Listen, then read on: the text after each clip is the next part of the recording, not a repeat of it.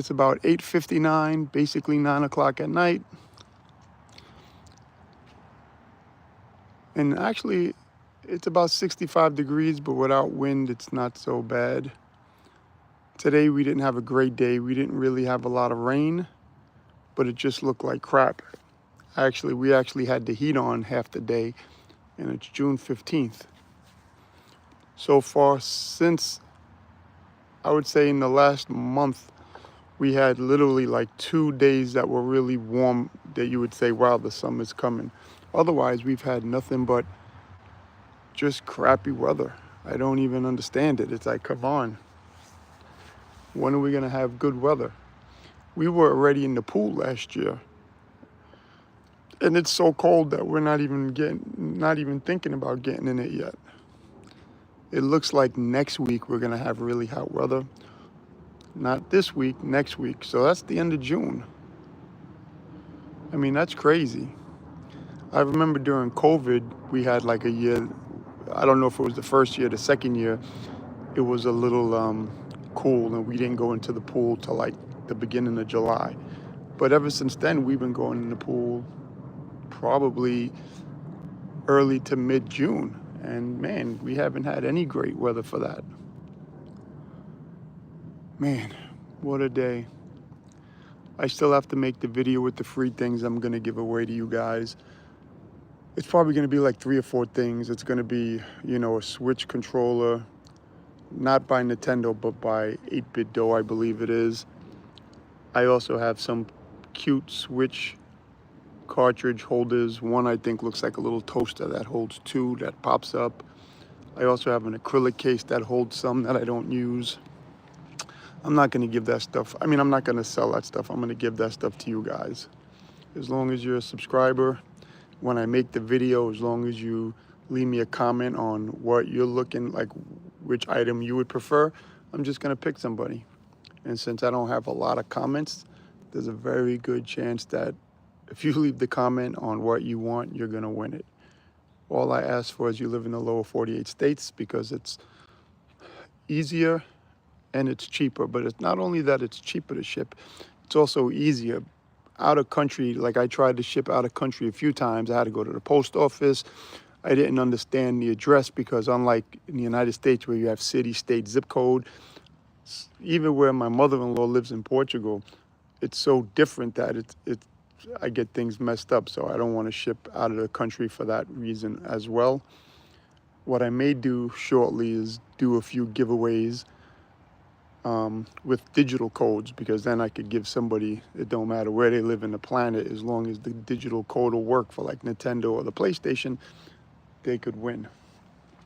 And yes, I like giving things back to the community.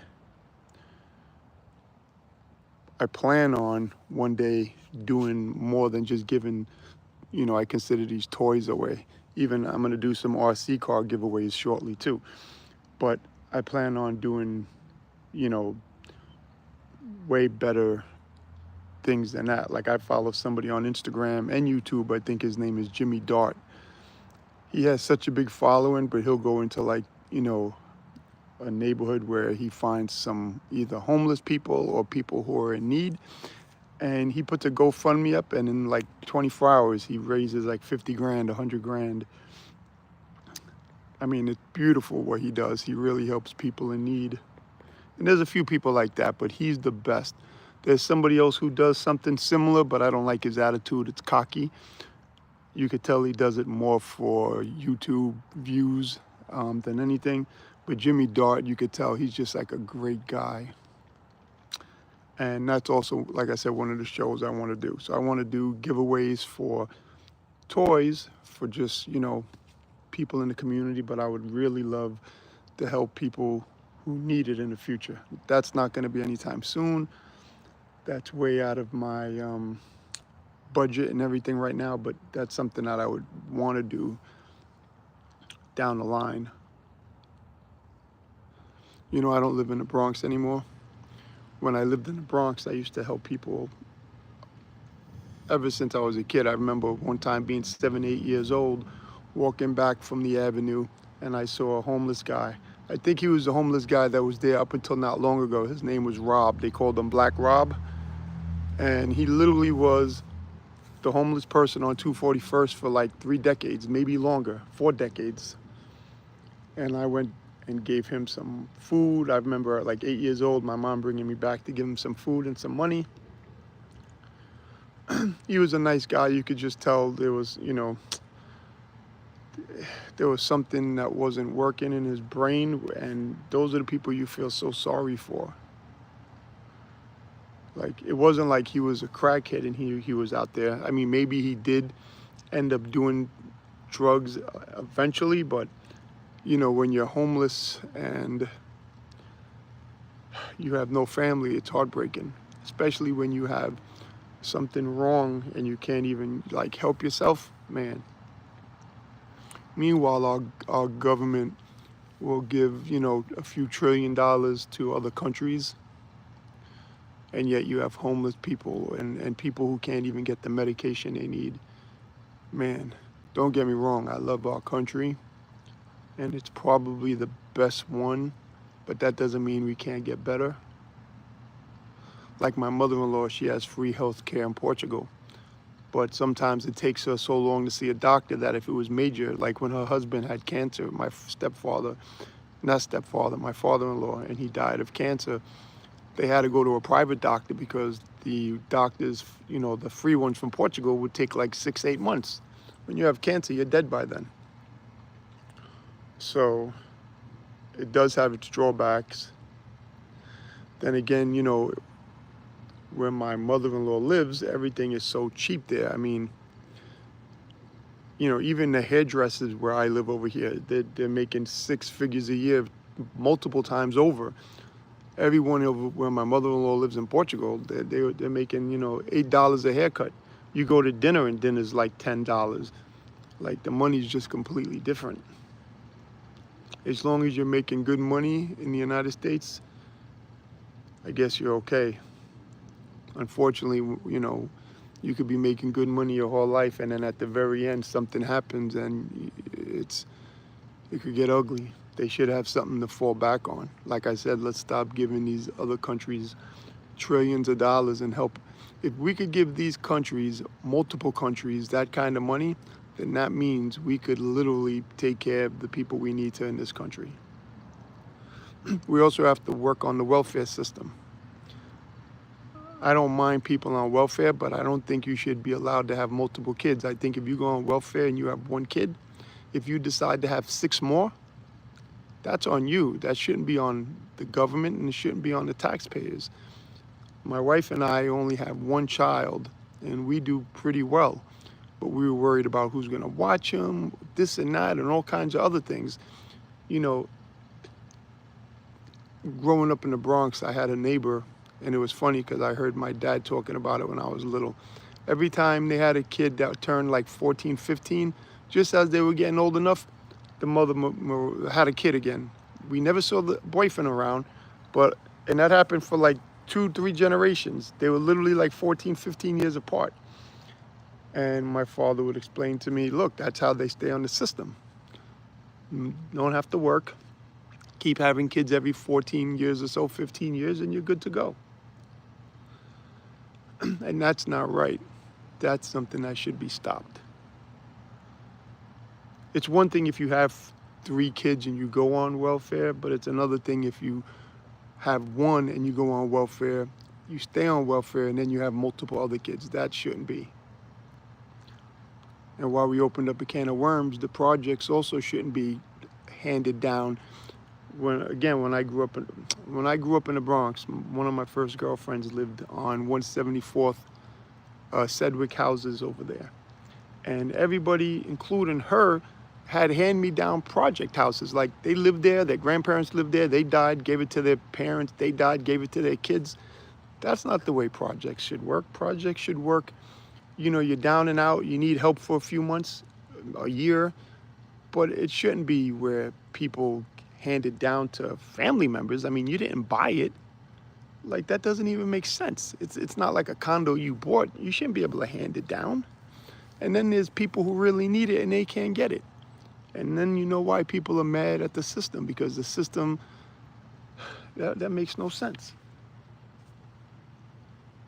My wife's calling me in to take a shower because my son has school tomorrow, but I am going to make the video tonight with the free giveaways. And part of my rant about, the social needs and injustices, I just think it's crazy. I remember when I was like 18 or so, 19 years old, I had a really bad root canal that I needed. I mean, my tooth was killing me and I was off my parents' insurance. And I went to get help just for dental. And they turned me down because I was making like $400 a month or something silly, something crazy. Granted, it was like 30 years ago. But how do you turn somebody down for dental? I wasn't looking for food, nothing else, just dental. One tooth I needed fixed, and they turned me down because I was making like $100-something a week. I think the cutoff was like something ridiculous. But that's not fair. And it's funny because when we were there, my father had an argument with people because people were pulling up in their brand new cars, brand new sneakers, brand new leather jackets, and they know how to work the system. Meanwhile, I really needed help. I needed the dental help, and we really needed it, and we couldn't have it. But I'll go into that on another day. My sister-in-law, my wife's sister, she learned how to finagle the system. I shouldn't say learned how to finagle the system. The system helped her out because it assumed certain things. And I'll get into that another day. She didn't do anything wrong, actually. The system did.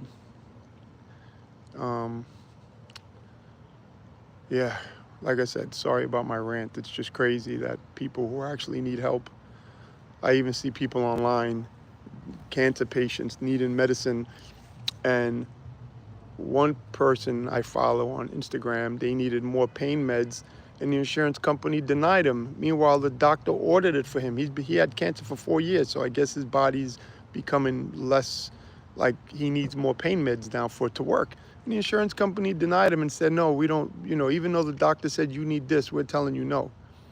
And now you know why when that insurance guy, unfortunately something happened to him, people weren't crying over it, because these guys are making hundreds of millions of dollars a year, and meanwhile there's people dying of cancer who can't get their medicine.